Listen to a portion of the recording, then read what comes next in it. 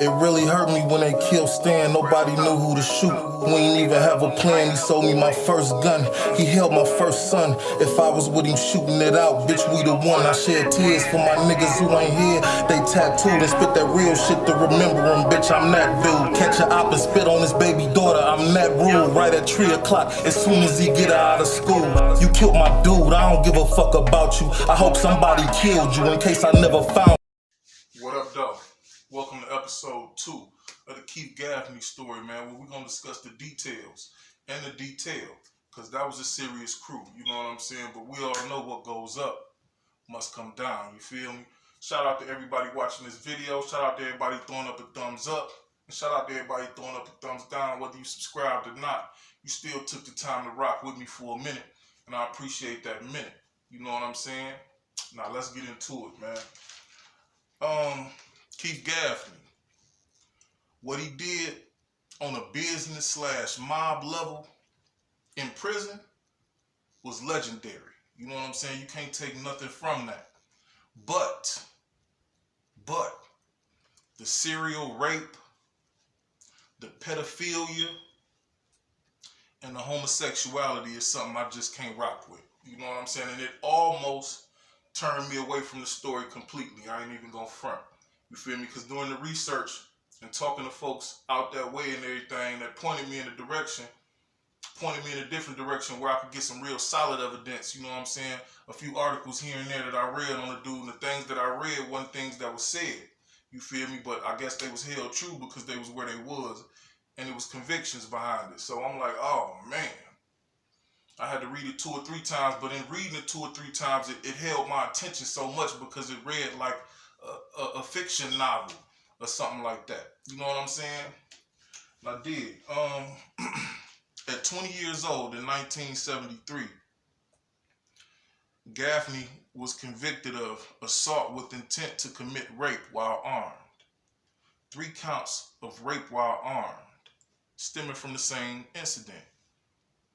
I mean, he got charged with burglary and home invasion, I think, and kidnapping and attempted murder too. But those crimes stand out to me. You know what I'm saying? The rapes, we don't get down like that. All crime is bad crime. I'm denouncing all crime. Any crime is a bad crime, but there's some that we view more harsh than others. You know what I'm saying? And the fact that this dude was able to run the penitentiary with them type of crimes on him is something else, man. Because I'm telling you, in Jackson, a pedophile, a rapist couldn't sit next to me, or a lot of other dudes in that joint. You feel me? Not comfortably.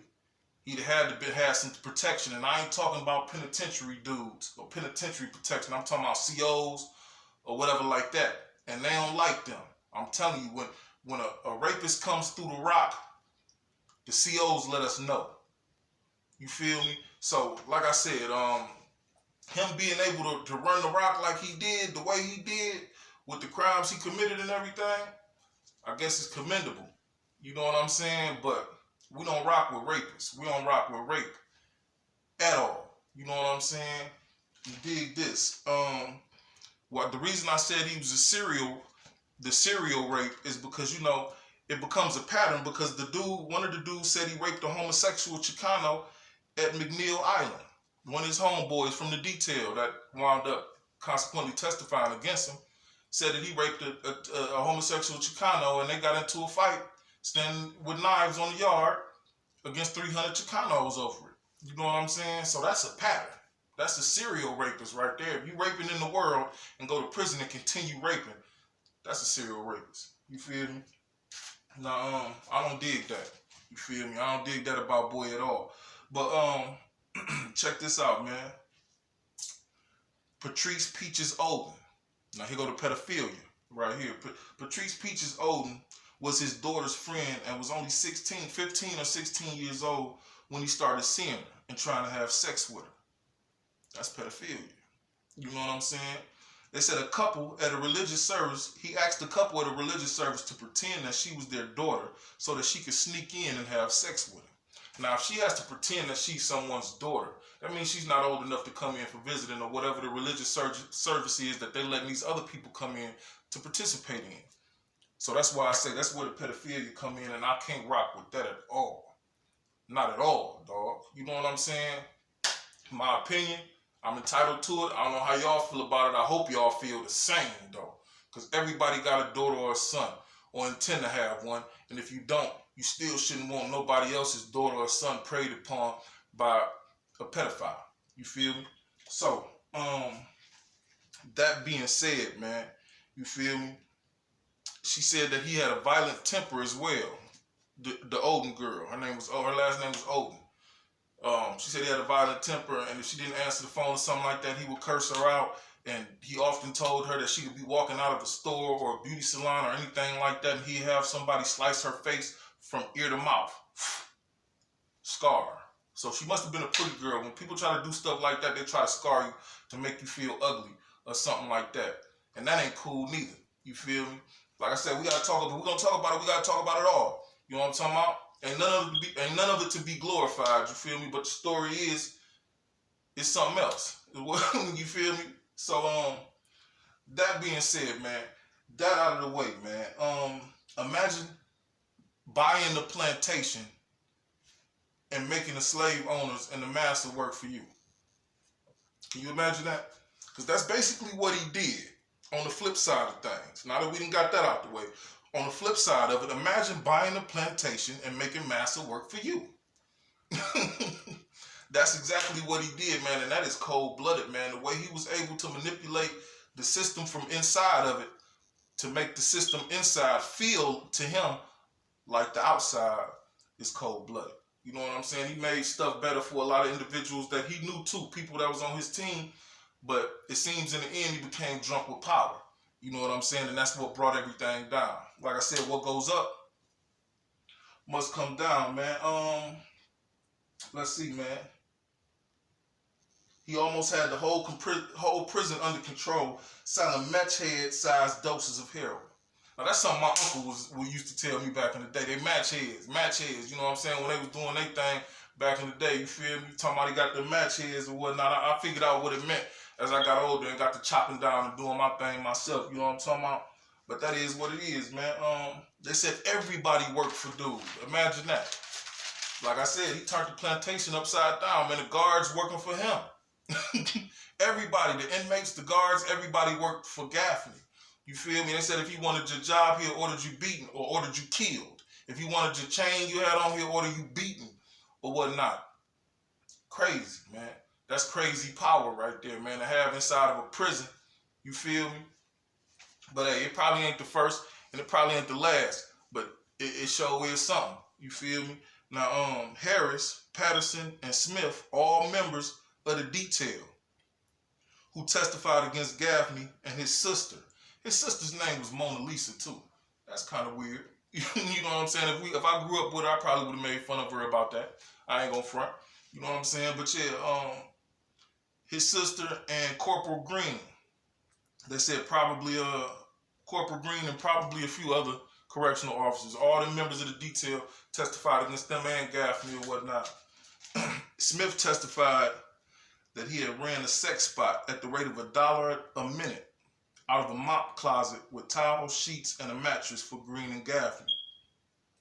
He was in charge of taking the handcuffs off of inmates before they went in the sex spot so they could have their hands free when they, you know, that whoever was visiting them, they went to do their thing and whatnot. Now, he was testifying at Green's trial when he said that, and Green's attorney, you know what I'm saying, he got all up in arms and everything, talking about, no, objection, this can't be brought in, and blase splee-woo-de-woo. This fool throws up the key. I guess he swallowed it. He threw up the key on the stand and put it on the dang on stand right there. You know what I'm saying? They said it was wrapped in a putty colored condom. You feel me? Just to prove that he wasn't lying. He spit the key up and said he had it for several years. That's crazy, man. You know what I'm saying? They said Gaffney had visits every day that it was a visiting day. It was his visiting day. He ate fast food that guards brought him from the world. He drank Dom Perignon from 7-Eleven big gulp jugs and had sex with everyone. They said he had sex with the guards, the inmates, and the visitors. So you feel me? It was home sweet home to him. He made everything feel like home. You feel me? they told the story about no, I ain't gonna get to that yet. Dig this here, man. The guy Smith, he said Gaffney put a $10,000 bounty on his head, and because of it, he got stabbed in his neck, his back, and his chest by Henry Littleman James. And after that is when he decided to turn state's evidence. Now, I don't remember the details of why he got stabbed or why Gaffney put the hit on him. You know what I'm saying? Because he was part of the detail. He was crew. You feel me? But like I said, you know, what goes up must come down. People get drunk with power, start to believe what they believe or think what they think, and everything go to waste. So Corporal Green, the corporal dude, he found out that Gaffney knew his uncle, and they was related. They had relatives that grew up together in Southeast D.C., and he began running drugs for him. And dig this shit, what's crazy about that is a few of these officers that ran for him, if not all of them, was military men. This dude had 7 years in the military. I think it was the Army. It's another one, Correction Officer Ford, started doing favors for Gaffney in 1989, from letting him use the phone and bringing in alcohol. And later on, he started to picking up powder from his daughter and bringing it in. So he was a military man too. I think he had like 7 years in the military or whatnot. So that was his end. You feel me? If dude let me use the phone, okay, well, you think you can give me some liquor? Now, if you do that, I know you want to make some money. What up, man? You know what I'm saying? Bring this pack in, man. I'll give you da-da-da-da-da. That's how that gets started. You know what I'm saying? But like I said, it's still taking a lot of guts for him to even approach a CO, a military dude or whatever like that. You feel me? But that just lets you know it was desperate times for everybody. Them COs needed that money too. You feel me? And saw the bigger picture old boy was coming with. You know? Now dig this. It said they used lunch boxes to bring the drugs in or fast food. And they marked the sandwich with the dope with a X. So he'd know which sandwiches or which sandwich had the drugs in them or what have you. They said they used seafood subs sometime. And in the seafood sub, it'll have 4 balloons in it. And then mark it with the magic marker X so he'll know it's the balloons in there. Man, that's crazy. How does fool eating seafood in prison? That's mobbish. Like I say, it was on a business mob style level or something. It's how he played prison, man. Think of what he could have did on the outside, man, if he put his mind to it. You know what I'm saying? If he put his mind to it. The way he ran that business from 1989, I think it was, to 1994 or 92 or something like that. Just think of what he could have did on the outside legally. Had he put his mind to it, man. You feel me? We putting our energy into all the wrong things that we feel right. You know what I'm saying? But that don't feel right to us. You know what I'm talking about? I mean, I don't know. I guess to some people that feel right, the crime that is. You know what I'm saying? But it's only so long. You know what I mean? And I dig this here, man. In 1990, they say Ford was closing on a house. And he was $3,000 short. Now, Ford was one of them not security guards, one of them COs, corrections officers. And he was $3,000 short on closing on the house he was buying. He went to Gaffney to get a loan. Gaffney told him he'd give it to him, but hey, you got to do me some favors. So from that point on, he had to smuggle in more drugs in order to kill the debt. He'd take some off the debt every time he came in with a new shipment or something like that. You feel me? So once you in, it ain't no getting out. You know what I'm talking about? And the dude Green too, the other CO Green. In part 1, I told y'all how I think it was Smith. He used the ace bandage to wrap $10,000 around dude to take out and give to, I guess, somebody else to purchase some more drugs. He stole $1,000, and Gaffney was gonna kill him behind it. But hey, I believe another CO told him if anything happened to Green, we hold you personally responsible. And that's why I say it took a lot of guts to do that, because you did. If you know, like I know, I've been to Jackson. The Jackson CO will kill you. You will die in there before they'll lose their job, their dignity, or anything else behind doing business with an inmate or whatever the case may be. You'll die in there. Or you'll be sent to the deepest, darkest hole. You go to your cell and it'll be 10 razor blades and two screwdrivers in there. And it'll be 10 cops or COs right outside ready to check it. Before you can open your mouth, you'll be in the Upper Peninsula. You know what I'm saying? Way across the bridge somewhere or something. You feel me? Or in Supermax. It's crazy. That's why it take a lot of guts to do what this man did. I ain't taking away from that. I just don't like his character. You know what I'm saying? I just don't like his character. That's me. You feel me? Now, Harris, another member of the detail, testified that Gaffney gave him $3,000 to hold overnight. And he stuck it in his jock strap. Now, he said that he was an addict at the time that hadn't had a hit all day or all night. So he was, tossing and turning in the sleep or whatnot. And he said the money slipped out and he couldn't find it in the morning. And when he told Gaffney, Gaffney said, you better find my money or I'm going to kill you. You feel me? And he said he couldn't believe it. And then he said one of the dudes, Patterson, came back and relayed the same message. Like Gaffney said, if you don't find that bread, you dead. And that fueled his decision to become state's evidence as well. You know what I'm saying? He said from that point on, he found the money and returned it to him, but he said he just couldn't believe that. You know what I'm saying? He said it hurt him that everything they had been through, that he would imagine knifing him over that. You feel me? And that's the game. That's the game you playing, man. You know what I'm saying? In the street, he ran that penitentiary game the same way they're running in the streets. You know what I'm saying? You are expendable, man. At the end of the day, it's about the boss getting what the boss needs. You feel me? You're going to eat because he needs you to eat in order to feed him. But at the end of the day, when it comes down to the come down, you're expendable. And he learned that the hard way. You know what I'm saying? And that's why we do this. So y'all don't learn that the hard way.